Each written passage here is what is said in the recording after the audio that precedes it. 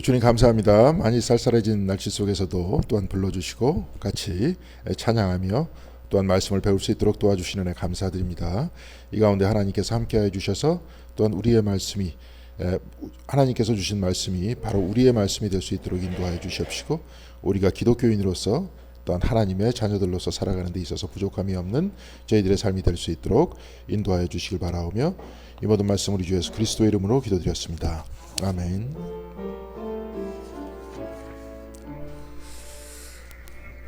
죄송합니다. 전화가 왔네요.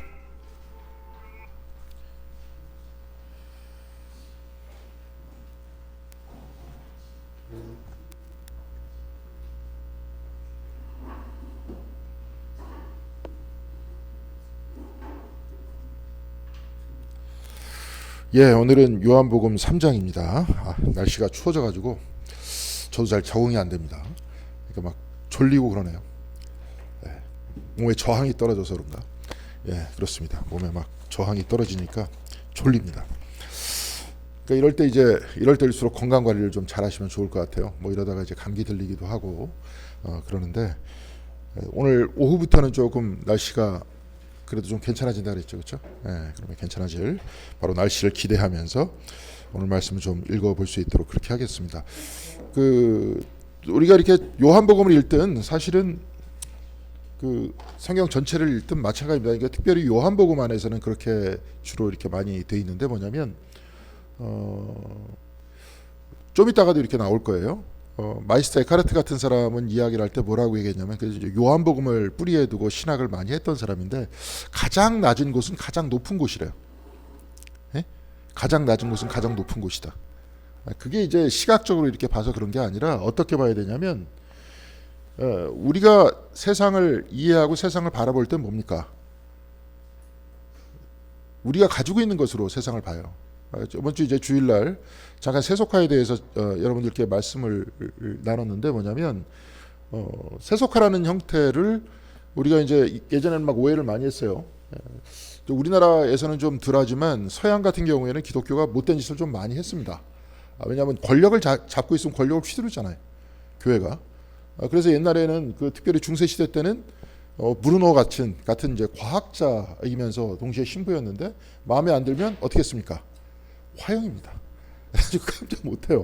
갈릴레오도 화형당할 뻔했습니다. 교회의 입장에 어긋나게 행동을 하면은 바로 직접적으로 공격이 들어오는. 그러니까 실질적으로 그렇게 많이 했죠. 교황이 가지고 있었던 군대도 있었습니다. 십자군 전쟁을 일으켰을 때 누가 일으켰습니까? 교황이 선동했잖아요. 누구죠? 우르바노스 1세인가요? 하나님이 그것을 원하신다. 그것이 뭐냐면 전쟁. 하나님이 전쟁을 원하신다. 막 이런 식으로 했기 때문에 가지고 있었던 해악이었죠. 이제 그러다가 나중에 이제 뭐 교회가 다 없어지면 마치 지금도 이제 서양에서는 그런 이미지가 있어요. 교회에 대해서 괜히 싫어합니다. 사람들이. 근데 이제 막 그런 역사가 있었기 때문에 그런데 어떤 면에서 보면 이제 권력이었죠. 그렇죠? 가지고 있었던 권력. 그래서 이제 세속화 시대를 넘어가가지고 마치 교회에서 벗어나서 인간이 이성 안에서 살아나간다면 인간은 대단히 자유로워질 것이다 이런 식으로 생각을 했었는데 이건 우리 역사가 아닙니다. 쟤네들 역사입니다. 쟤네들은 그렇게 생각을 했던 거예요. 근데 그렇게 하면서 제가 저번 주 주일날에도 잠깐 얘기를 했었지만 이거는 이제 역사적으로 좀 읽어내야 돼요. 원래 인간이 이렇다 하면서 마치 인간이 그냥 무한대로 발전해 나간다 이런 식으로 자꾸 보지 말고 이게 어떻게 봐야 되냐면 특별히 이제 데카르트 같은 사람은 영적인 영역, 그러니까 하나님의 영역과 물질적 영역을 두 개로 나눴어요. 철학이. 현대 철학이라는 게 여기서부터 시작합니다. 정신 영역과 물질 영역을 나눴어요. 그런데 나중에 이제 보면은 이제 물질이 진짜다 뭐다 이렇게 얘기를 하는데 여하간에 나눴습니다. 이게 이제 첫 번째 그 사람의 얘기예요. 두 번째 얘기는 뭐냐면 하나님의 영역에 대해서는 얘기를 안 하고 물질 영역 안에서는 물질로서만 다 설명을 하는 겁니다. 물질의 법칙을 통해서 물질을 설명하는 거예요. 하나님을 빼고 설명을 해. 세상에 대해서 다. 세상을 이해할 때 하나님을 빼고 이해한다고요. 무슨 말씀인지 아시겠죠? 우리는 그냥 그렇게 배운 거예요. 그러니까 예를 들어서 저번 주에 이제 저 주일날 유영수 장로님께서 잠깐 이야기를 말씀을 하셨었는데 동양 안에서 우리 선조들이 배웠었던 한 100여 년 전까지 이 사람들이 다 무릎 꿇고 다는 아니죠. 글 공부를 하는 사람들이 무릎을 꿇고 배웠었던 모든 방식은 뭐냐면 이 세상에 보편적 법칙이 있다. 리라는 법칙이에요. 법칙이 있다는 거예요. 이 법칙에 따라 에너지, 기가 움직인대. 그러니까 이제 리라는 이 형태는 마치 어떤 신앙적이에요. 종교적입니다. 우리식으로 따지면. 하나님인데 동양인들은 이거를 법칙이라고 생각했어요. 이 이전에 이제 도라 그랬고, 이 전체 우주를 운행하고 있는 어떤 법칙이 있고 도가 있어. 눈에 보이지 않아요. 그런데 이 도에 따라 가지고 그 에너지가 들어간 다음에 세상이 움직여요. 이게 옛날 사람 생각하던 방식이었어요. 그리고 이렇게 살았어. 그리고 이 법칙이라는 건 뭐냐면 예예요. 이니예지라 그랬어요. 무슨 말씀인지 아시겠죠? 그러니까 도리가 있다, 당연히 법칙이다 이렇게 얘기하면 사람들이 다 그렇게 믿었어요. 아, 내가 도리에 벗어나서 행동했구나. 그럼 그렇게 하면 안 되는 거예요. 그러니까 계속 배우는 게 글 공부는 도리를 배우는 거예요. 이게 우주의 법칙이기 때문에. 자, 마찬가지로 중세 때도 세상은 하나님으로부터 왔어요. 하나님의 법칙에 의해서 움직여. 그럼 세상을 알기 위해서는 하나님을 이해를 해야 돼. 근데 하나님을 이해하기 위한 방식이 어떤 겁니까? 우리가 이렇게 머리로 이해하는 방법이 있고, 우리가 이제 맨날 그거 얘기했잖아요. 믿음이라고 얘기했잖아요. 그러면서 여기서도 얘기했지만 똑같이 다 나올 겁니다. 요한복음에서 직관이라 그랬습니다. 믿고 확신하는 것. 이것이 하나님을 믿는 방식이에요. 근데 하나님을 이해하려고 이야기한다, 따지려고 얘기한다 그러면 항상 자기는 뭡니까? 완전히 순종하지 않은 상태에서 거리를 둔 상태에서 따지는 거죠. 우린 이 지식에 능하잖아요. 요즘 지식이라는 거는 이게 뭐냐? 분필이다. 분필은 뭘로 구성되어 있느냐? 따지잖아요. 그럼 이제 이걸 사람에다가 딱 대입하면 사람을 분석하잖아요. 그게 심리학 아니에요. 다 대상을 분석하는 겁니다. 대상을 분석하는 건 믿는 게 아니에요. 근데 하나님을 믿고 직관하면서 그 안에서 내가 같이 머문다. 이게 믿음입니다. 근데 이게 사라졌어요. 왜? 하나님이 사라졌으니까 이 사람들의 영역 안에서. 그렇게 연구를 해왔기 때문에 하나님이 없다고 자꾸 그러는 거예요. 없는 게 아닌데. 그러니까 내가 여기 저 김도학 장로님 앞에 계신데 제가 여기 마포에 와서 장로님을 알았던 거 아닙니까? 제가 이제 예를 들어 정독교회에 있었을 때 장로님 몰랐잖아요. 그러면은 저기 공덕교회 김동학 장로님이라는 분은 없어. 내가 아무리 난리치고 아무리 증명하려고 해도 계시면 계신 거죠. 여기 계신 분들 다 마찬가지 아닙니까? 사람이 이렇게 이야기했던 거예요. 하나님의 영역과 물질의 영역을 둘로 나눠놓고 하나님의 영역은 빼고 물질로 계속 이해하기 시작했어요. 서양인들이. 그러다 보니까 하나님이 있습니까 없습니까? 이 사람들한테. 없는 거예요. 이게 세속화의 시대라는 거예요. 이게 특징인 거예요. 지금 서양인들의. 아까도 얘기했지만 리다 그러면서 다 같이 혼용되면서 이해를 했었잖아요. 우리들은 다. 그러다 갑자기 이런 우리는 일제 식민지를 거쳤죠, 그렇죠? 그래서 이런 그 교육이라는 건 다 옛날 방식이고 필요 없어. 서양 방식이 좋아. 그래서 이걸 가지고 와가지고 그대로 교육을 받았잖아요. 그리고 세상을 이렇게 이해했잖아요. 그래가지고 그렇게 이야기합니다. 죽은 다음에 영생이 있는가? 아무래도 없다 이런 거야. 없다는 건 왜 없는 것 같아요? 왜 없는 것 같아요? 왜 없는 것 같습니까? 안 죽어봐서 저도 현실적인 얘기. 왜냐하면 오감에 의해서 보이지 않잖아. 지금 있는 세상이 있다고 하는 세상은 뭐냐면 이게 지금 유물론 세상이기 때문에 뭐죠? 빨갱이들만 유물론이 아니라 우리가 있는 세상이 다 유물론이에요 지금. 저 의학이라는 것도 다 이거예요.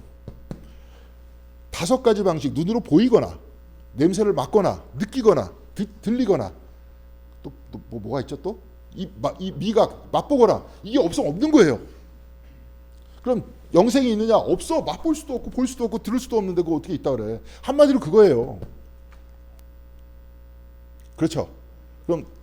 그러니까 이제 어떤 애가 굉장히 똑똑한 체 하면서 대단히 똑똑한 체 하면서 젊은 애들이 과학하는 애들이 그렇습니다. 뭐 그 증거도 없고 말이지 막. 근데 이제 기독교는 이걸 얘기하는 게 아니라 자기네들의 이 게임 2가지로 딱 나눠놓고 세상을 이해하는 이 방식의 게임 안에 있는 게 아니에요. 좀 이따가 이제 저 요한복음 이야기를 할 거지만 아까 에카르트 잠깐 얘기를 했지만 근저라 그랬잖아요. 근원. 자, 우리가 서 있으려면 지구 위에 서 있어야 되는 거 아니에요. 우리가 어디 위에 서 있냐? 그렇죠? 아까 걔네들은 이 2가지로 나눠놓은 거 위에 서 있는 거예요 지금. 그리고 하나님을 배제시켰기 때문에 안 보이는 거예요. 안 보이기 때문에 없다는 거예요. 그렇게 계속 머리를 그렇게 굴리면서 살았어요 여태까지. 뭔 말인지 아시겠죠? 그렇죠? 그게 이제 우리가 알고 있는 그런 세상입니다. 그러니까 이제 여기서는 그러면 내가 여기 듣고 있다는 걸 알기 위해서는 어떻게 해야 되느냐? 이제 요한복음 같은 경우에는 믿음이 필요하다. 누구에 대한 믿음이냐? 우리 하나님 볼 수 없기 때문에, 근원이 어디인지 모르기 때문에, 제가 지금 막 얘기하는데 여러분 다 알아듣잖아요. 저 유창한 한국말로 얘기하는데 여러분이 유창한 한국말을 잘 알아듣습니다. 근데 여기에 한국말을 알아듣지 못하는 사람이 있으면 알아듣겠습니까? 못 알아듣죠. 한국말이 굉장히 어려운 말입니다. 대단히 어려운 말입니다. 제가 보더라도. 이제 초창기 우리나라 선교사들이 딱 와가지고 이거 완전 괴물이라 그랬다는 거야. 도대체 이런 언어를 어떻게 배우고 사냐. 그래서 우리 교회에서도 저기 장로님들이 공중기도하죠. 공중기도 하시잖아요. 장로님들 그 기도 시간에. 그래서 목사는 참, 한국 목사는 조금 편합니다. 기도 준비를 안 해서. 그 원래 목회기도예요. 공중기도 없어요. 미국의 그 예시간에 평신도들이 못 올라옵니다. 특히 감리교는 심해요. 왜냐하면 성공회에서부터 왔기 때문에 건드리질 못하게 합니다. 평신도들이 다 사제가 다 하는 거예요. 근데 우리는 이제 약간 장로교화된 감리교인 거죠. 우리나라 감리교는. 근데 왜 하느냐? 선교사들이 처음에 예배 인도를 해야 되는데 설교 준비하는데도 죽겠는 거예요. 한국말 못하니까. 그런데 기도까지 준비를 한다. 미치겠는 거죠. 그래서 평신도를 시켰는데 지금까지 그 전통이 내려온 거예요. 이제 정동 같은 경우에는 그 절기 때는 목회기도 하잖아요. 근데 원래 다 목회기도 하는 거예요. 다 패스토럴 플레이어입니다. 플레이어입니다. 하여튼 뭐 그렇다 그래요.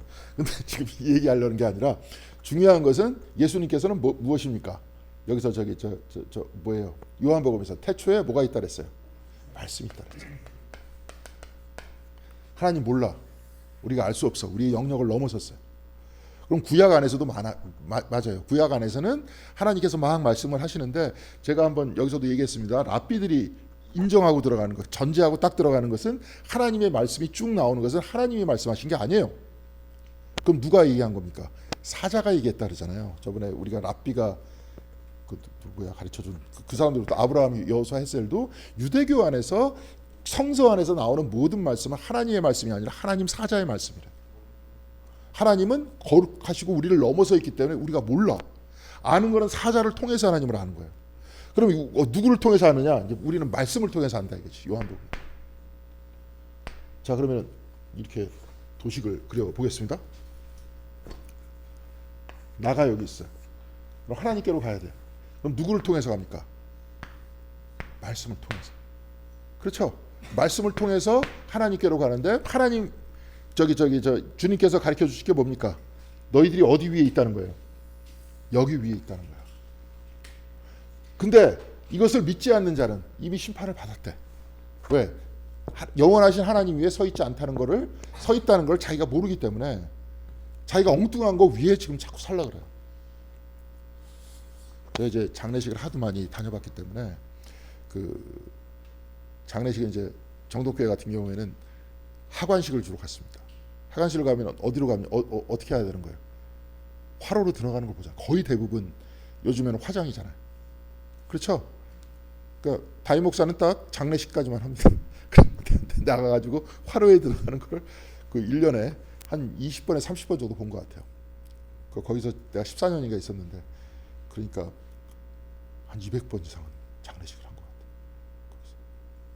근데 대부분 사람들이 가장 힘들어할 때가 화로에 들어갈 때의 모습입니다. 그게 내가 사랑하는 사람과 이별하는 그 순간이라는 것들을 본인이 알기도 하지만, 사실은 그게 자기의 모습이라는 걸 받아들이기 싫은 거예요.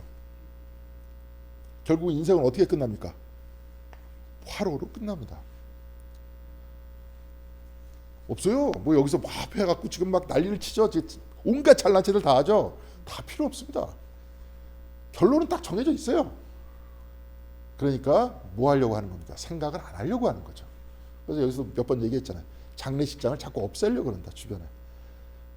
대학병원 지하실에 억지로 찾아가 봐야지 거기에 죽음이 있습니다. 주변에 지금 보세요.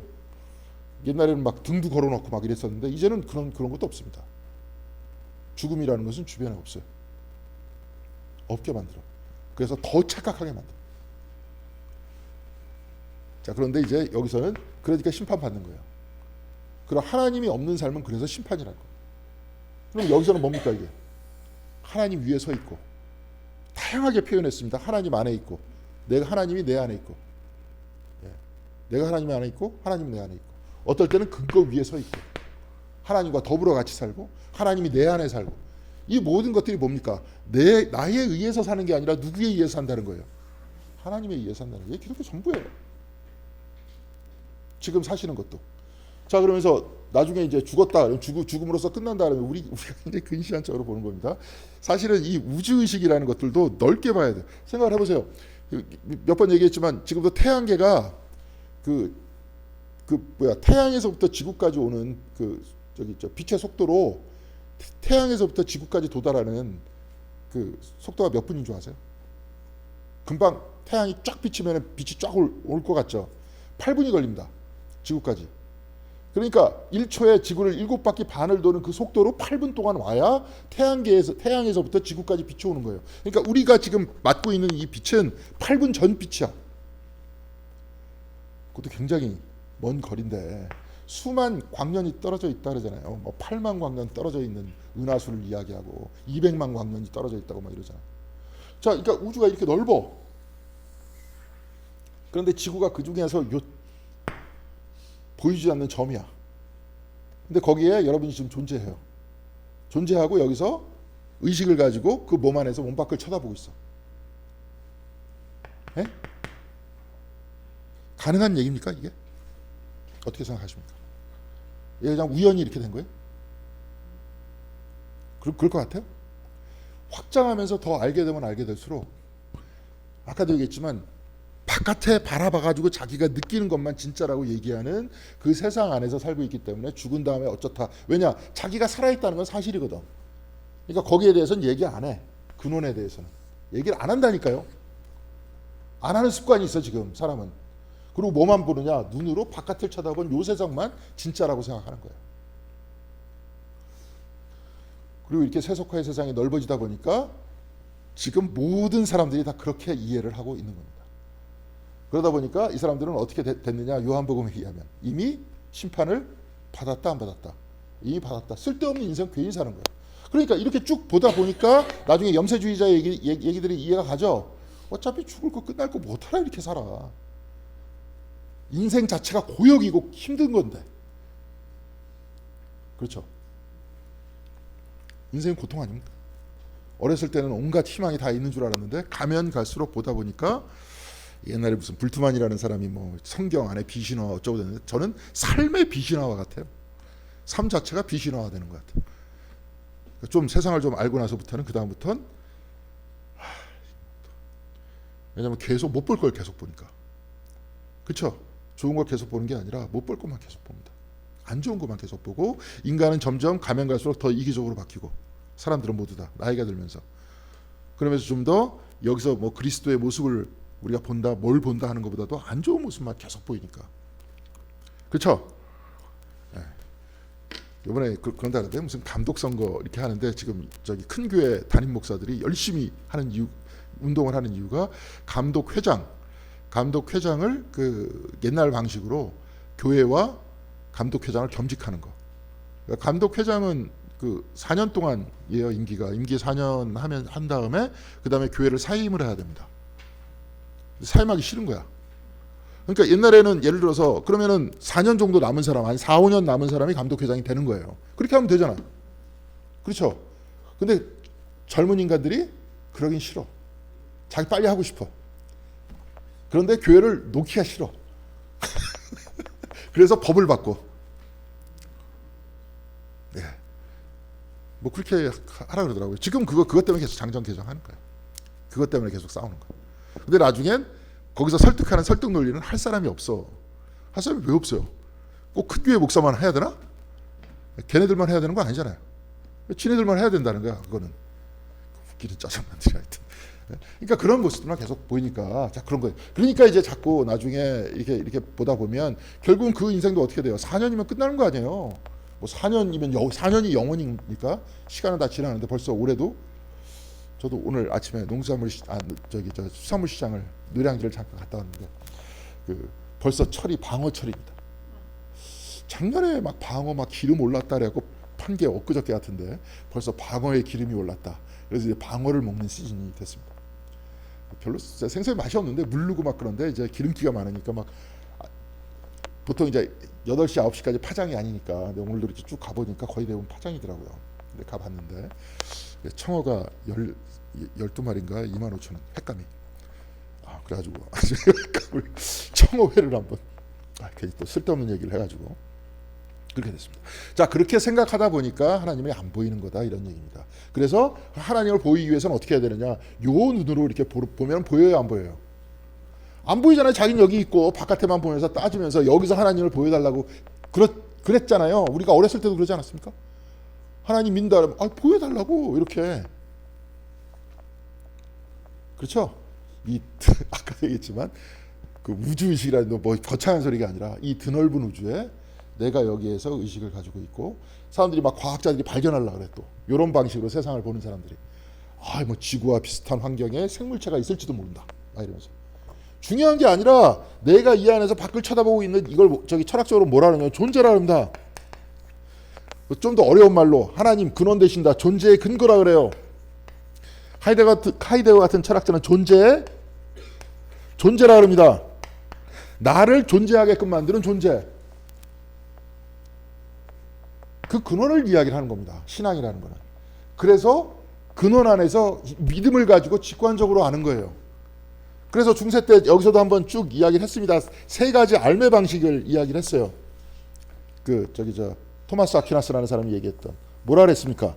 감각으로 아는 방식. 두 번째로 뭐예요? 이해입니다. 가장 지고의 지식은 뭐예요? 직관이라 그랬어요. 자, 현대사회는 아까도 얘기했지만 세속화의 사회라 그랬죠? 믿음, 직관을 없애버렸어. 그럼 뭐만 남아요? 이해하고 감각만 남아. 이걸로만 세상을 다 보는 거예요 지금. 그러면서 하나님 어디 있냐고 물어보는 거예요. 그리고 영혼이 어디 있냐라고 물어보는 겁니다. 자기네들이 없애놓고 자기가 안 보이는 쪽에서 자꾸 보여달라 그러는 겁니다. 자, 이런 걸 가지고 요한복음에서 뭐라 그런다 그랬어요? 이미 심판을 받았다 이렇게 얘기를 하는 겁니다. 무슨 말씀인지 아시겠죠? 그래도 여러분들 이거 있잖아요. 믿음을 가진 직관. 근데 믿음이라는 건 어떤 거냐? 요 안에서 헷갈리지 마세요. 뭘 보여달라 그러면서 그 믿음이 아니라 뭐예요? 자기 자신의 근원이에요. 근저예요. 근거예요. 무슨 말씀인지 아시겠죠? 예, 다 알았으면 오늘 말씀도 다 아는 겁니다. 그리고 기독교도 사실은 다 여기에 기대고 있습니다. 신앙이라는 것도. 그리고 아까도 얘기했지만 직관과 믿음과 직관의 구체적인 체험도 다 저기서 나오는 겁니다. 자기가 꿈꿨더니 뭘 봤다, 뭘 했다 이 얘기가 아니라 나의 근원 되신 하나님을 내가 만났다 하는 것은 어떻게 됐다는 거예요? 확신을 가지고 내가 그 안에서 그 위에 서 있다는 것을 깨달았다. 하나님 안에 있다는 것을 깨달았다.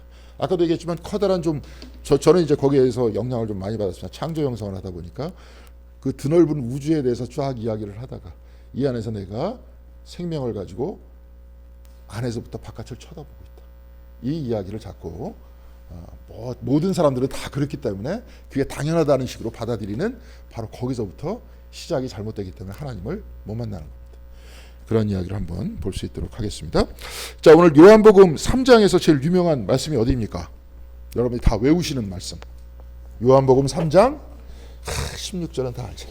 하나님이 세상을 옛날에 저희 개역 개정이나 개정으로 알죠. 지금 저도 이렇게 쭉 보니까 좀 낯섭니다. 세번역으로 하나님이 세상을 이처럼 사랑하사 독생자를 주셨다. 누가 주셨습니까? 하나님이 주셨다. 독생자를 이제 칼 바르트 같은 그런 신학자는 예수 그리스도를 뭐라고 얘기하냐면 은혜라고 얘기를 합니다. 자, 은혜가 어디서부터 왔습니까? 예? 하나님으로부터 은혜가 왔죠? 내가 하나님께로 가는 겁니까? 아니면은 은혜는 하나님으로부터 오는 겁니까? 오는 거예요. 이 은혜를 받는 거를 뭐라 그럽니까? 받아들이는 거. 이 은혜를 받아들이는 거. 다 알아요, 여러분 지금 금방. 이걸 구조화시키니까 잘 모르는 거지. 당연한 거예요. 은혜를 받는 걸 뭐라 그럽니까? 그러면 믿음은 능동입니까? 수동입니까? 누가 능동이에요? 하나님이 능동이고 나는 수동이잖아요. 너는 믿음이 없어. 이렇게 딱 얘기하는 게 사실은 내가 능동인 것처럼 얘기를 하잖아요. 근데 능동이 아니에요. 믿음은 뭡니까? 은혜를 받는 거예요. 그럼 은혜는 주는 거죠. 믿음은 받는 것. 주는 것이니까 이게 능동이죠. 그럼 이거는 뭡니까? 수동입니다. 그러면 구원의 주체는 납니까? 하나님입니까? 하나님이잖아요. 하나님이 해주시는 거죠. 그렇죠? 하나님이 해주시는 것. 그러면서 우리도 쭉 보면은 구원이다 이렇게 얘기하면은 그것도 굉장히 철학적이면서 추상적입니다. 그러면 우리가 간단하게 지금 볼 수 있는 게 뭡니까? 창조 형성은 생명이잖아요. 생명은 내가 만듭니까? 하나님께서 주시는 겁니까? 주시는 거잖아요. 그럼 주시는 것에 의해서 내가 받고 사는 거 아닙니까? 그러면 이걸 딱 가지고 있으면 어느 기반 위에 우린 서 있는 겁니까? 하나님의 기반 위에 서 있는 거잖아요. 근데 만약에 이걸 모르면 어디서부터 생명이 왔는지도 모르고 자기가 어디로 가는지도 모르고, 그렇죠? 그러면서 자꾸 보여달라고 그러고, 그럼 어떻게 되는 겁니까? 심판을 이미 받았어요, 안 받았어요? 받았다는 거예요. 아무리 찾아도 하나님은 안 보이고, 자기가 어디서부터 왔는지도 모르고, 어디로 갈 줄도 모르고, 지금 누구에 의해서 사는 줄도 모르고, 그런 겁니다. 지금 우리가 신앙을 가지고 있다는 것은 그래서 그렇게 되는 거예요. 자, 그래서 그걸 모르는 사람은 이제 무지한 사람이다. 여기서는 또 심판을 받은 사람이다. 이런 표현을 쓰는데, 지금 3장 1절 같이 읽겠습니다. 같이 읽겠습니다. 바리새파 사람 가운데 니고데모라는 사람이 있었다. 그는 유대 사람의 한 지도자였다. 이걸 이제 가지고 아마 사내들인 사람이 아니었냐 이런 이야기를 하고 있는 겁니다. 사내들인이라고 이제 밑에 썼는데 이게 제일 처음에 나와 있는 게 이제 민수기 11장 16절에 모세가 혼자서 막 일하니까 이제 모세 장인이 와서 얘기하죠. 혼자 다 하지 마. 네가 혼자 하니까 어떻게 됩니까? 일이 힘들어져. 그러니까 누구를 세우라 합니까? 장로를 세우라고 이렇게 얘기하면서 70인 장로를 여기서 세웁니다. 민수기 11장 16절. 그러면서 이제 저기 주님께서 이렇게 말씀하시는 게 나와요. 한번 같이 읽겠습니다. 주님께서 모세에게 대답하셨다. 이스라엘 장로들 가운데서 내가 백성의 장로들 또는 그 지도자라고 알고 있는 사람들 이름명을 나에게 불러오너라. 너는 그들을 데리고 회막으로 와서 그들과 함께 서라. 그러니까 장로들 중에서 70명을 뽑으라 그러죠. 근데 사내들이는 여기에 근거를 두고 70명인데 지도자는 또 모세죠. 한 명이니까 플러스 하면은 몇 명입니까? 71명이에요. 그러니까 71명으로 구성되어 있습니다. 대표자가. 근데 그 사람들은 이제 여기서 보면 예수님 시대에는 대제사장, 서기관, 바리새인, 사두개인으로 구성되어 있어요. 그러니까 니고데모는 바리새파 사람이었어요. 그러니까 그 중에서 71명 중에 한 명이에요. 여기서 되게 재미있는 현상이 있습니다. 사내들이는 만장일치로 가결이 되면 만장일치가 되면 가결이 안 돼요. 그러니까 예수님이 십자가에 못 박으라 딱 이렇게 얘기했을 때 만장일치로 다 못 박읍시다 그러면은 가결이 돼야 안 돼요. 안 되는 겁니다.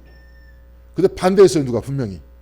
이거 니고데모 같은 사람, 아리마대 사람 요셉 같은 사람이 반대했어요. 반대하지 말고 가만히 있었으면 어떻게 됐을까요? 십자가의 못이 안 박혔을 겁니다. 진짜로 그래요. 사내들이 되게 재미있는 구성 원칙입니다. 그래서 만장일치가 되면 안 돼. 항상 이견이 있고 다수결에 의해서 판단이 됐었던 겁니다. 그러니까 그 사람이 지도자였다는 거예요. 장로 중에서도 굉장히 어떤 71명 중에 대제사장 있었으니까 71명 중에서 한 명이었기 때문에 그 사람이 찾아봤어요. 그래서 2절 같이 읽겠습니다. 이 사람이 밤에 예수께 와서 말하였다. 라비님, 우리는 선생님이 하나님께로부터 오신 분임을 압니다. 하나님께서 함께하지 않으시면 선생님께서 행하시는 그런 표징들을 아무도 행할 수 없습니다. 여기서 그 사람이 언제 찾아왔다 그랬어요? 밤이요. 예수님께서는 뭐가 되신다 그랬어요? 요한복음에서는 사람들의 빛이라 그랬잖아요. 이게 빛 되신 분한테 어디서부터 찾아온 겁니까? 밤에서부터 찾아온 거예요. 밤 거꾸로잖아요 지금. 근데 우리 같은 경우에는 이제 상식적으로 꼭 어두운 데 있기 때문에 빛이 보일 거 아니냐. 이제 이런 식으로 얘기할 수 있겠지만 여기서는 그런 식으로 대비한 게 아닙니다. 무지에서부터 왔는 거예요. 무지에서부터 와서 빛 대신 주님한테 찾아왔어요. 근데 무지에서부터 왔는데 그 무지는 어떤 거냐면 거기 그 두 번째 보면은 뭐냐면 하나님께서 함께하지 않으시면 선생님께서 행하시는 그런 표징들을 아무도 행할 수 없습니다라고 얘기했습니다. 이게 곧 무지라는 겁니다. 표징을 보고 믿는 것들은 한계가 있다는 거예요. 여기서는 표징을 보고 믿는다는데 요즘식으로 얘기하는 거는 뭡니까? 따져봐서 아는 거잖아요. 아까식으로. 그게 이해라 그랬잖아요. 근데 그게 굉장히 중요한 겁니다. 제가 불필요하다 자꾸 얘기하다 보니까 사실 기독교 신앙이 이렇게 됐는데 그게 불필요한 게 아니고 그러니까 이성이라는 그 검증이 굉장히 중요해요. 그래서 기독교 신앙을 옛날에는 막 이성 같은 거를 이렇게 따지고 생각하는 걸 싫어했기 때문에 굉장히 비합리적인 것이 믿음이라고 얘기를 안 했습니까? 따지지 말고 그냥 믿어. 그러니까 토끼가 레위기에 보니까 토끼가 되새김질을 한다고 나와 있습니다. 근데 그걸 토끼가 되새김질하는 토끼 있습니까? 그러면 뭐라고 얘기했습니까 옛날에? 따지지 말고 그냥 믿어. 딱 그런 식으로 부활. 어떻게 죽은 사람 살아나요? 그러니까 따지지 말고 믿어. 그러니까 이렇게 얘기하다 보니까 교회 안에서는 다 어떻게 됩니까? 비이성이라는 것들이 지배하게 된 거죠. 이성으로 이야기하지 못하는 것들을 이야기하는 거예요. 이제 켄 윌버 같은 사람 뭐라고 얘기했냐면 초이성이라고 그랬어요. 이성으로 설명이 되지 않는 것. 이성을 뛰어넘는 것. 그럼 이성을 뛰어넘기 위해서는 이성으로 검증이 돼야 되겠죠. 지금 여기서 얘기하는 것도 여기까지 이 사람이에요. 니고데모가. 표징들을 보니까 당신이 하나님으로부터 온 사람이야. 근데 예수님께서는 좀 이따가 믿음 얘기합니다. 십자가 위에 이렇게 달릴 것이다. 그러면서 그를 믿으면 영생을 얻는다. 이런 이야기를 합니다. 이것을 봐가지고 표징을 보고 믿는 믿음이 아니라 바로 그리스도를 보고 믿고 직관하는 믿음입니다. 완전히 순종하는 믿음이에요. 아까 순종 얘기도 나옵니다. 거기 이제 그런 얘기도 나와요.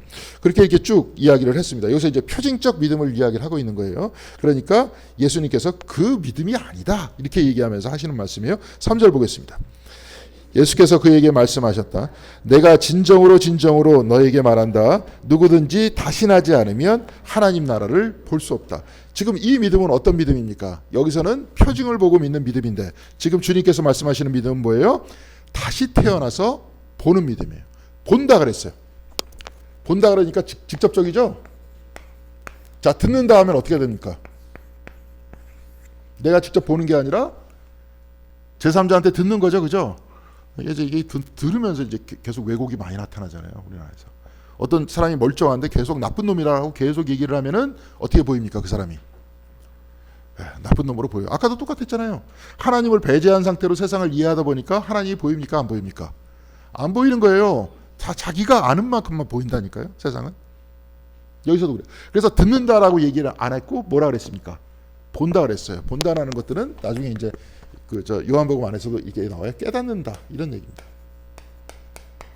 깨달음. 여기서는 곧 믿음입니다. 예. 자, 그래서 하나님 나라를 볼 수 없다. 보기 위해서는 어떻게 해야 되느냐? 내가 거듭나야 돼. 근데 거듭나는 것은 어떤 얘기냐? 그러니까 또 이 사람이 헷갈립니다. 4절 한번 보겠습니다. 같이 읽겠습니다.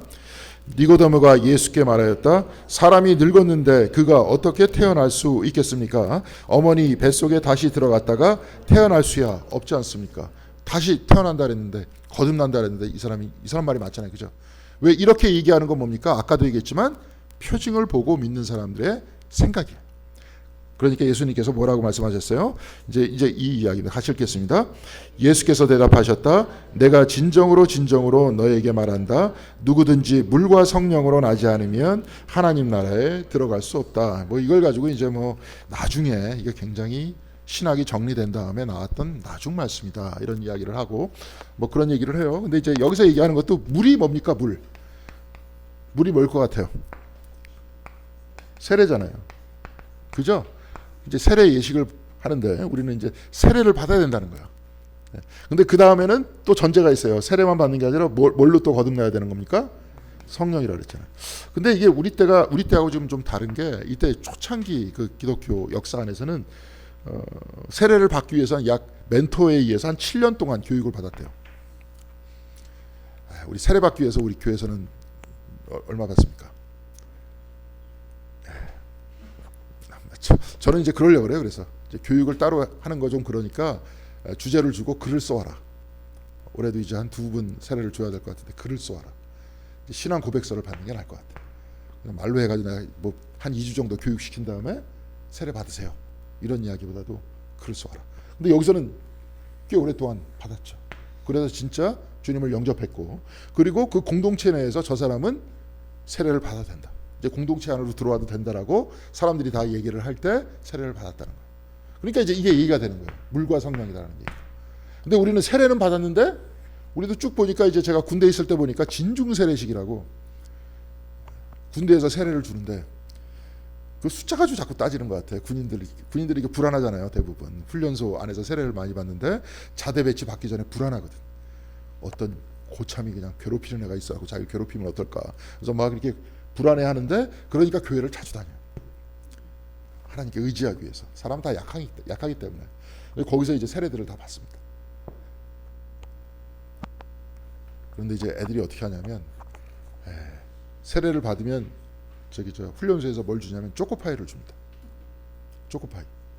근데 이제 그 다음 주에 절에서 수계를 받는다. 이제 부처님의 제자다 해가지고 받아. 거기서 초코파이를 주면은 이번 주에는 세례를 받고 다음 주에는 절에 갑니다. 그래서 받고 초코파이에. 그게 이제 그게 무슨 의미가 있어요? 이거는 전혀 의미가 없는 거 아닙니까? 거기서 물과 성령으로. 근데 전혀. 근데 이제 목사는 나중에 내가 우리 요번에 논산훈련소 내려가가지고 몇백 명 진중 세례식을 해서 그들을 주님의 제자로 만들었다라고 목사는 떠들지만 사실은 그런 게 아니잖아요. 그러니까 교육이 필요한 거예요. 중요한 것은 물은 형식이고 중요한 것은 성령으로 거듭나야 되는 거죠. 무슨 말씀인지 아시겠죠? 자, 아까 세 가지 얘기했습니다. 기억해 두세요. 중세 때 이야기입니다. 세 가지. 가장 밑에 있는 지식을 뭐라 그랬습니까? 감각이라 그랬습니다. 그 다음에 그 위를 뭐라 그랬어요? 이성이라 그랬습니다. 이거를 직관이라 그랬어요. 이거를 이제 저 아퀴나스 같은 경우는 지성이라는 표현을 썼어요. 인털렉트라는 표현을 씁니다. 근데 이거는 직관이라는 뜻이야. 이성이라는 뜻이 아니라. 그래서 뭐 중세 때 사람들이 하나님을 만나는 모든 방법은 감각의 어두운 밤이라는 표현을 씁니다. 감각을 내려놓고 나의 이성을 나중에 넘어서 내려놓고 나중에 이것만 남는 거예요. 그래서 여기까지를 다 어둠, 다크나이트. 예전에 혹시 십자가의 성 요한이라고 한번 얘기했었죠.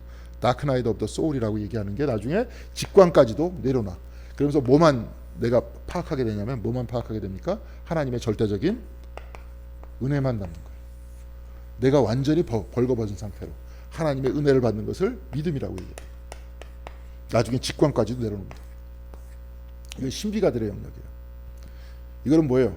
이해하기 힘듭니다. 어떻게 하면 이해할 수 있습니까? 내가 체험해 봐야 돼. 그렇죠? 이성도 벗어나서 직관도 벗어나서 하나님의 은혜만 남는 것. 그거를 이제 갈멜의 불꽃이라는 표현을 썼습니다. 그런 게 체험입니다. 그래서 이제 그들이 그런 얘기인데 거기까지는 지금 얘기할 필요가 없고 아까 세 가지 영역이에요. 자, 그래서 물과 성령으로 거듭난다. 이 표현은 뭐냐면 요게 남는 거예요. 이거를 이제 그런 식으로 구성이 되어 있습니다. 이런 걸 이제 안 배웠어요. 교회 내에서도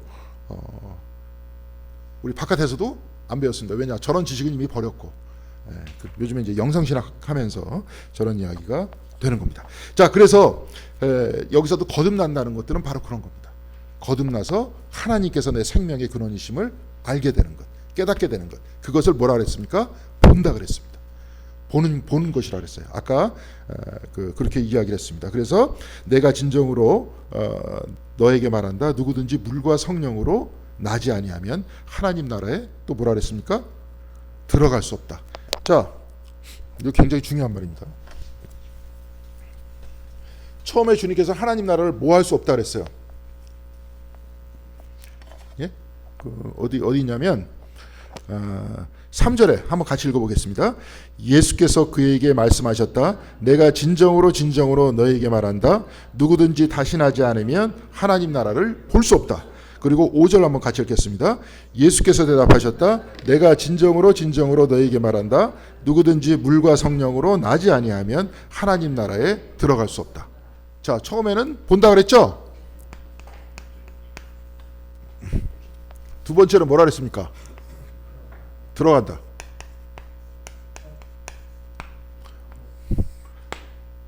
그럼 무슨 뜻인 것 같아요? 다른 뜻일까요? 같은 뜻일까요?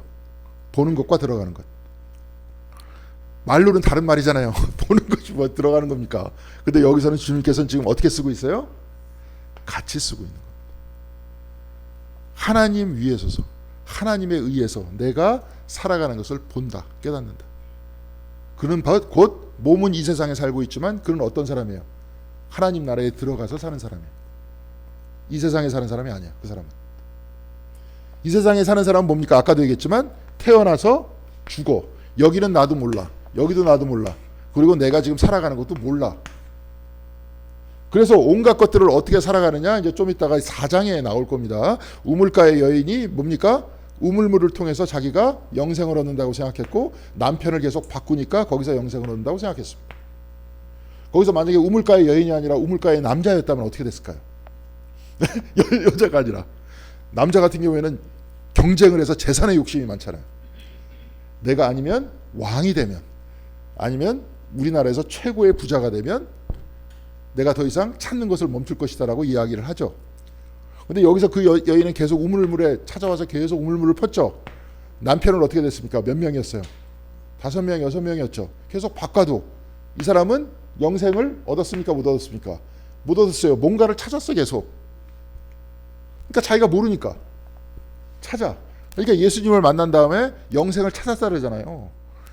받잖아요. 그러니까 하늘나라에 어떻게 됐습니까? 들어갔잖아요. 몸은 여기서 살지만 하늘나라를 받고 믿었고 여기에 들어간다는 거예요. 무슨 말씀인지 아시겠죠? 그러니까 같이 사는데 따로 사는 거예요 지금. 그러니까 아까도 얘기했잖아요. 하나님 없이 세상을 바라보다 보니까 하나님이 어디 있냐고 이렇게 얘기한다 그랬잖아요. 제일 중요한 건 그러니까 뭐예요? 내가 하나님을 믿고 내가 바뀌고 그래야 세상이 바뀌어 보이는 거 아닙니까? 그렇죠? 예, 그런 겁니다. 그래서 하나님을 지금 믿고 보고 계시지 않습니까? 여기 본다 이런 이야기하는 것도 믿는다 그런 얘기 아니에요. 그러면 세상을 그렇게 보는 것 아닙니까? 자, 그래서 그렇게 이야기를 했어요. 그러면서 뭐라고 말씀하셨냐면 6절 같이 읽겠습니다. 육에서 난 것은 육이요 영에서 난 것은 영이다. 이걸 가지고 뭐 이혼론 이렇게 복잡하게 얘기할 필요 없습니다. 여태까지 육에 그렇게 났지만 이제 성령으로 거듭났으니, 그렇죠? 육에서 이렇게 뿅하고 태어났잖아요. 태어나도 몰랐잖아요. 그래서 예수님을 통해서, 말씀을 통해서 어떻게 됐습니까? 우리의 근원과 우리는 하나님에 의해서 살아가고 있다는 것을 내가 알게 됐잖아요. 그러니까 내가 영에서 났다 그러는 겁니다. 그런 다음에 쭉 이야기를 한 다음에 8절 한번 같이 읽겠습니다. 바람은 불고 싶은 대로 분다. 너는 그 소리는 듣지만 어디에서 와서 어디로 가는지 모른다. 성령으로 태어난 사람은 다 이와 같다. 성령으로 태어난 사람, 이제 거듭난 사람은 다 이와 같대요.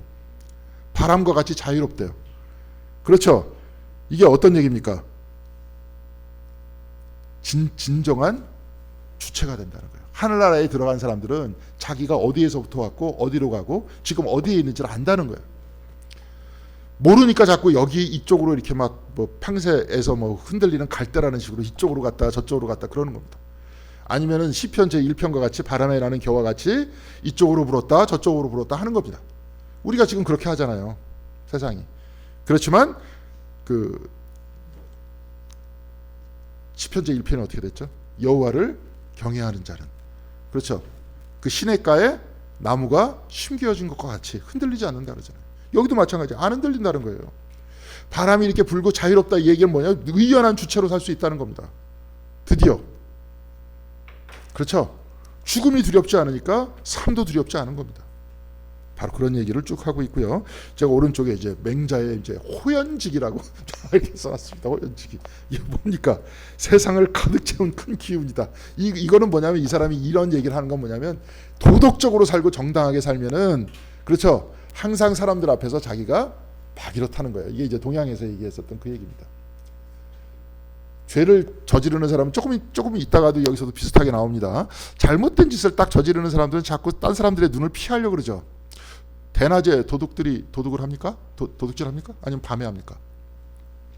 물론 대낮에 해더라도 CCTV가 안 보이고 그런데 이제 어떻게 하겠지만 대부분 도둑놈들은 밤에 다니지 않습니까? 소매치기도 몰래 이렇게 하는 거잖아요.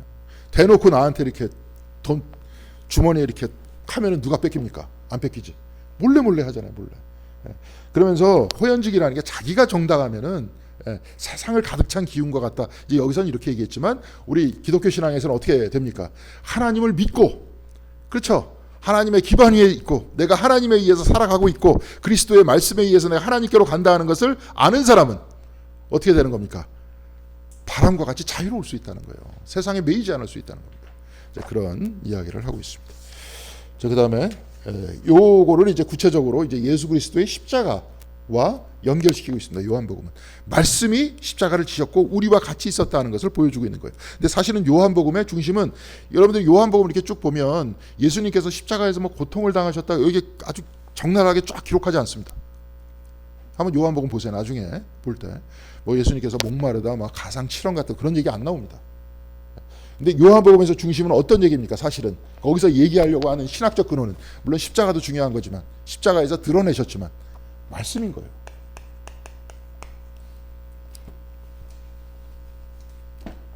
하나님 있고 하나님은 잘 몰라. 말씀을 통해서 우리가 말씀을 통해서 하나님께로 가는 거예요. 뭐 말하는지 아시겠죠? 태초에 뭐가 있었다 그랬습니까? 말씀이 있었어요. 만들어진 것은 모두 다 말씀 이외에 된 것이 아무것도 없어. 근데 사람들은 몰라. 모르는 건 뭐냐면은 어둠이에요. 그런데 그리스도께서 하나님에 의해서 너희들이 만들어졌다는 것을 알려주기 위해서 오셨어. 그러니까 빛이야. 빛 되신 분에 의해서 하나님께서 우리의 아까도 얘기했지만 좀 어려운 얘기로 존재의 근거, 존재 우리 자신의 기반이고 생명의 근원이다 하는 것을 내가 알게 돼. 그러니까 그 사람들은 흔들리지 않아. 이게 기반이야. 무슨 말씀인지 아시겠죠? 그러니까 이제 요 성경 말씀을 특히 요한복음 같은 경우에를 이제 에카르트 같은 사람은 되게 좋아하는 겁니다. 신비가들이 되게 좋아하는 거예요. 그러면서 이제 예수님께서 예를 들어서 표현합니다. 14절 같이 읽겠습니다. 모세가 광야에서 뱀을 든 것 같이 인자도 들려야 한다.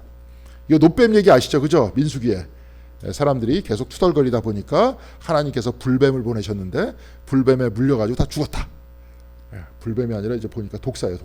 독사에 물려 죽었는데 사람들이 모세한테 살려달라 그러니까 노수로 뱀을 만들었다. 그래서 뱀을 딱 들으니까 어떻게 됩니까? 사람들이 그것을 쳐다보니까 살았다. 그런 얘기입니다. 뱀이라는 존재는 좋은 존재예요, 나쁜 존재예요? 성경 안에서 별로 안 좋은 존재죠. 뱀을 바라보면서 누구를 바라보라는 겁니까? 너의 죄를 바라보라는 거예요. 네. 저 들려있는 뱀을 보면서.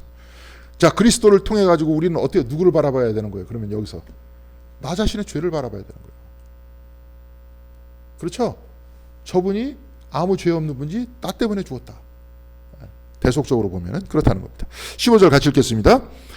그것은 그를 믿는 자마다 영생을 얻게 하려는 것이다. 그러면서 이제 그것은 사실은 저 노뱀을 들었을 때 그들이 뱀에 물려가지고 죽을 수밖에 없는데 다시 살았다 하는 것을 영생을 얻게 하려는 것이다. 이런 말씀을 하시면서 16절 이제 다 아시는 부분이다. 같이 읽겠습니다. 하나님께서 세상을 이처럼 사랑하셔서 외아들을 주셨으니 이는 그를 믿는 자마다 멸망하지 않고 영생을 얻게 하려는 것이다. 그리스도는 누굽니까? 자, 구원은 누가 준 거예요? 아들을 주신 분은 누굽니까?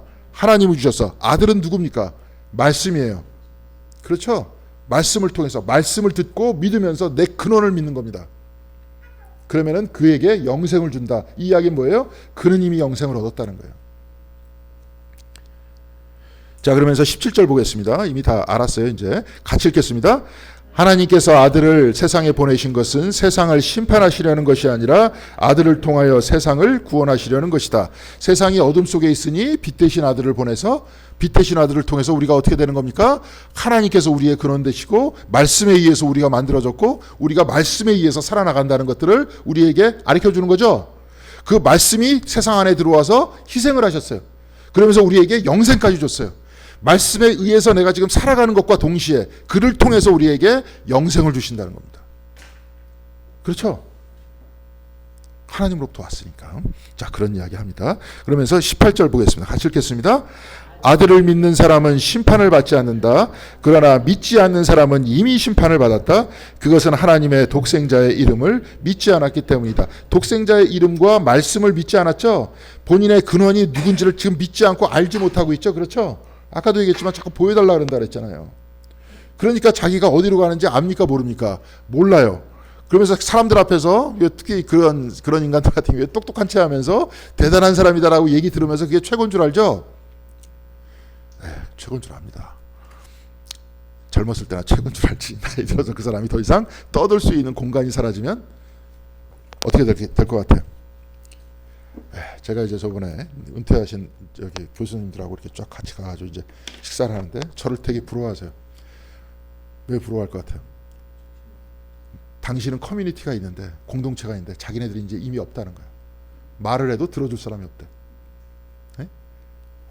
한국 특별히 감리교에서는 다 톱 클래스의 사람들이었는데 이제 더 이상 나의 말을 들어줄 사람이 없어. 그러니까 자꾸 들어주려고 어떤 분은 계속 뭘 조직하고 만들고 책 쓰고 이제 제발 나의 말을 좀 들어줘. 내가 볼 때는 별로 이렇게 들을 말이 아닌 것 같은데, 근데 막 그런 걸 이렇게 합니다. 그런 이야기예요. 근데 이제 그런 이야기도 그때뿐이지. 근데 사실 제일 중요한 것은 그것이 우리의 삶에 있어서 중요한 게 아니라, 여기서 중요한 건 뭡니까? 하나님에 의해서 내가 살아간다. 그리고 옛날에도 한번 죽음은 벽이냐 문이냐 한번 얘기했었죠. 그렇죠? 예? 예. 뭐라 그랬습니까? 문이라 그랬죠? 예수님께서도 비슷하게 얘기했죠. 그렇죠? 나는 양들의 문이야. 구원을 향하는 문이야. 예수 그리스도는 문입니다. 그리스도를 통해서 아버지께로 가는 거예요. 자, 그러니까 우리는 이걸 알고 있는 거예요. 상당히 중요한 겁니다.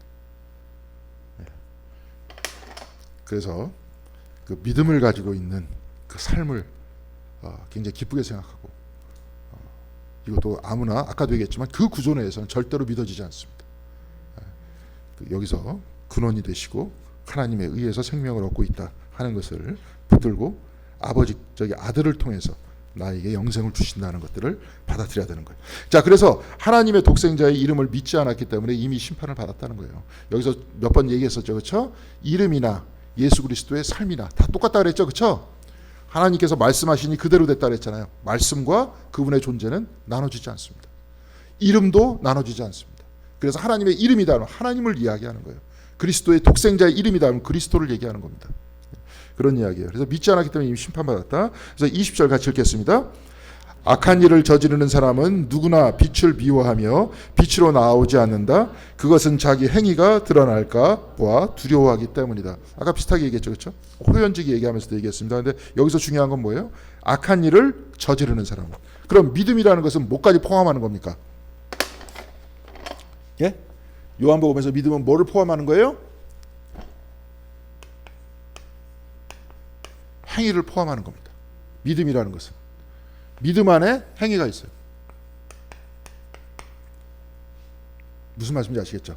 믿음과 행위를 두 가지로 나눠놓고 막 그래서 이렇게 얘기하잖아요. 바울하고 막 야고보서에서 행위 없는 믿음, 그래서 뭐 믿음이 없는 행위 뭐 저쪽 얘기하면서 막 비슷하게 아마 그 얘기했었을 거예요. 근데 여기서는 뭐냐면 믿음이 행위를 포함하고 있는 거예요. 지금 이거는 이제 뭐라고 설명하면 좋냐면 저번에도 한번 얘기했는 것 같은데, 왕양명이라는 사람이, 그래서 이제 김웅호 교수라는 분이 요한복음으로 들어갈 수 있는 길은 왕양명을 통해서 그 2대 영경반에서 읽었기 때문에. 근데 이 부분 때문에 그래요. 그 사람이 그런 얘기를 하는 게. 왜냐하면 왕양명이 뭐냐면 부모를 극진히 사랑하는 마음, 효도하는 마음만 있으면 된다 그랬어요. 네? 효도하는 마음만 있으면 된다 그러니까 제자가 뭐라고 얘기하면 이거 말이 되냐. 효도를 하기 위해서는 어떻게 해야 됩니까? 효도를 어떻게 해야 돼요? 뭐 여러 가지가 있잖아요. 때에 따라 가지고 이제 뭐 비행기 티켓도 좀 끊어줘서 동남아나 유럽도 좀 갔다 오게 이렇게 보내드리고, 건강하실 때는. 그렇죠? 좋은 음식 드리고 좋은 옷 사드리고, 그런 것도 이제 효도에 들어가죠. 그렇죠? 그래야 될 거 아니냐 이제 제자가 딱 얘기했어요. 그러니까 왕양명이 탄식하면서 너는 나의 말을 잘 이해하지 못하고 있다. 그래서 그 얘기가 뭐냐면 지행일치. 이게 뭐냐면 그렇게 안 하는 사람은 효도를 안 하는 사람이라는 거예요. 마음으로 부모를 사랑하지 않는 사람이라는 거예요. 뭔 말인지 아시겠죠? 예수님 말씀대로 얘기하자면 뭐냐면 열매로 안다는 거예요. 뭔 말인지 알겠죠? 행위를 보면 그 사람이 믿는지 안 믿는지 안다는 거예요. 네? 또 이제 대형교회 또 이렇게 얘기하니까 뭐라는 사람이 또 있다라는데, 기업교회 자꾸 세워놓고 아들한테 물려주려고 그러는 사람, 그런 사람 하나님 믿는 것 같아, 안 믿는 것 같아? 그거 아까워서 딴 사람 누가 줘? 왜? 자기는 거기에 집착하고 있잖아 지금. 그렇죠? 그게 자기 재산이고 자기 능력의 표현인데, 그렇게 생각이 드는데, 그렇지 않습니까? 그러니까 그의 행위 속에서 지금 믿음이 보여요, 안 보여요? 안 보이는 거잖아요. 그러니까 그러는 거예요. 지금 여기서도 마찬가지예요. 행위가 믿음을 보여주고 있습니다. 믿음이 있냐 아니냐는 행위를 보면 알 수 있어요. 그런 얘기예요. 그래서 이제 지금 여기서 같은 얘기를 하고 있는 겁니다. 그래서 21절 보겠습니다. 같이 읽겠습니다. 그러나 진리를 행하는 사람은 빛으로 나온다. 그것은 자기의 행위가 하나님 안에서 이루어졌음을 드러나는 것이다. 빛으로 그리스도께로 나온다는 거죠. 그리스도를 믿는다. 그것이 뭘 포함하고 있어요? 지금 행위를 포함하고 있는 거예요. 주님을 믿으면 교회 나와야 돼요? 나오지 말아야 돼요? 나와야 되는 거예요. 그래서 안 나오고 자기는 마음속으로 믿고 있대. 근데 행위를 보면 안 믿고 있는 거잖아요. 그게 대단해? 하루에도 지금 계속 우리가 되뇌고 있는 거, 하루에도 이제 기도를 하고 침묵 기도하면서 이게 똑같은 거예요. 우리의 생명의 근원이 하나님이시라는 것을 침묵을 통해서 확인하려고 그러는 거예요. 그 기도는. 그래서 예배도 이렇게 수요일 날 나와야 되는 거고 주일 날도 나오는 겁니다. 계속 그러는 거예요. 그걸 행위와 믿음과 일치시키는 거예요. 근데 이제 미국에서도 이렇게 쭉 보니까 자기는 골프장에서 하나님을 예배를 했다. 그래서 누가 이제 옛날 미국에서 이제 제가 존경하는 목사님께서 그런 식으로 비아냥을 대더라고요. 그러면서 자기는 골프장에서 예수님을 찾았대. 근데 딱 쳐가지고 구멍에 딱 들어가야 되는데 못 들어갔어. 그럼 뭐라고 얘기합니까? 지저스 그럽니다. 거기서 주님을 찾은 게 아니라 그건 우리나라 말로 제기랄 그런 말입니다. 하여튼 미국도 못됐죠. 그 용어를 싫어하기 때문에 우찌무라 간조가 미국 가가지고 더 이상 저 인간들한텐 신학을 배울 게 없다. 원래 그 사람 신학하려고 미국 갔거든요. 근데 금방 왔어요. 말끝마다 맨날 갓 오 마이 갓 그러면서 남들 욕할 제기랄 얘기할 때도 갓댐 아까도 얘기했지만 지저스 이런 얘기하는 사람들한테 내가 뭘 배우냐. 이미 행위 자체가 주님과 떠나 있는데 그 사람은 그렇게 얘기를 했습니다. 여하튼 그래서 그 예배를 드리기 위해서 나와야 되는 거예요. 행위 자체가 같이 가야 되는 것이고 삶도 같이 가야 되는 겁니다. 그래서 믿음 생활이라는 것들은 삶과 일치되는 거예요. 자, 그 다음에 위에서 오는 이는 모든 것 위에 계신다. 땅에서 난 사람은 땅에 속하여서 땅의 것을 말한다. 하늘에 오시는 이는 모든 것 위에 계시고 이제 여기서 저도 이렇게 아까도 얘기했죠. 가장 위의 것은 가장 밑에 것이다. 지금 땅의 이야기를 하는 것도 상징적이죠. 그죠? 육의 사람 얘기하는 거예요. 어둠의 사람 얘기하는 거예요. 위에 있는 사람, 빛의 사람을 얘기하는 겁니다. 근데 그렇게 쭉 이야기하는데 빛의 사람과 위에 오는 것이 보이기 위해서는 뭡니까? 내가 하나님의 근저 위에서, 하나님의 위에 서 있다. 서 있다. 반석 위에 서 있다. 하는 것을 아는 사람이 하나님께서 위에서부터 온다 하는 것들을 알 거 아니에요. 그러니까 가장 밑바닥에 있는 것이 가장 높은 것이다. 라고 얘기했던 겁니다. 이제 마이스터 에카르트 같은 그런 얘기 했어요. 요즘에 뭐 폴틀리 같은 사람 뭐 궁극적 관심이다. 예, 우리 모두는 궁극적 관심 위에 서 있다. 궁극적 관심의 근원, 궁극적 관심을 이야기해. 우리가 진짜 궁극적 관심은 뭐예요? 요한복음에 의하면 영생이다. 영생을 주시는 이는 누굽니까? 하나님이시다. 그 위에 우리가 서 있다. 이런 얘기예요. 요거를 이야기를 하는 겁니다. 여기도 마찬가지로 그 얘기예요. 그러면서 이제 이렇게 쭉 넘어가서 이제 세례 요한의 이야기를 보는데 여기서도 마찬가지예요. 비슷한 얘기. 요한복음에 있는 얘기를 하고 있습니다. 33절 같이 읽겠습니다. 그의 증언을 받아들이는 사람은 하나님의 참되심을 인정한 것이다. 증언은 또 뭘로 합니까? 말로 하잖아요. 말씀이잖아요. 자, 그래서 하나님의 참되심이라는 건 뭐예요? 참되다, 거짓되다 하는 거는 뭡니까? 윤리적으로 참되다 거짓되다 하는 거잖아요. 그렇죠? 하나님께서 그러면 윤리적으로 하나님 참되신 하나님과 함께 있고 하나님을 보고 천국에 우리는 그 안에 있고 또 그 안에서 우리는 행한다는 거예요. 그러니까 이 안에 다 들어있어요. 행함도 들어있고 윤리적으로 올바로 행하는 것도 들어있고 천국도 들어있고 그러기 위해서 뭐예요? 믿음이 있어야 돼. 믿음은 곧 보는 거라 그랬어요. 네, 그런 얘기입니다.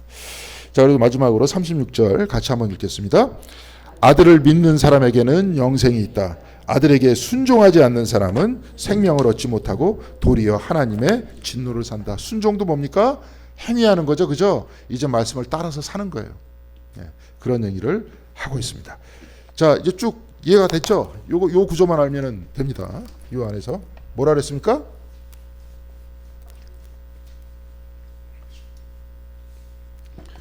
자, 우리는 하나님의 반석 위에 서 있다. 이거를 누가 얘기해 주느냐? 말씀이 얘기해 주신다. 말씀. 그렇죠? 그래서 우리가 반석 위에 서 있다는 것들을 알게 된다. 아까도 얘기했잖아요. 저 아까 뭐 이 드넓은 우주에 어떻게 내가 나의 존재성이 있어서 네? 안에서부터 바깥을 쳐다보고 있냐.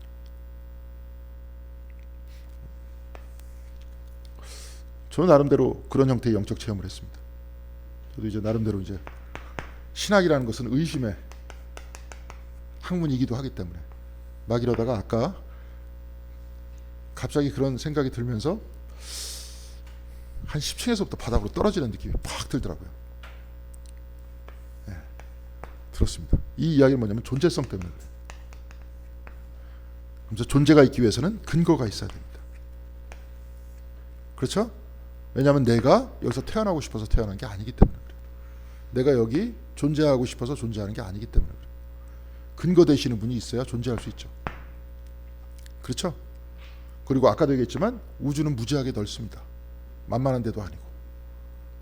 근데 여기서만 생명체가 있고 딴 쪽에서는 다 자기 추측 속에서 무슨 뭐 만환경으로 봤더니 뭐 했더니 뭐 외계인이 어쩌다는 등 막 그런 얘기를 막 합니다. 근데 증명된 건 아무것도 없습니다 거기에. 그렇죠? 그래서 이 작은 이 우주 안에 있어서 이 별 안에서 내가 보고 있으면서 존재성을 가지고 있다 하는 것. 그것을 요한복음에서 지금 근거 얘기했고 말씀 얘기했고 나중엔 믿음을 이야기하면서 영생까지 얘기를 하고 있습니다.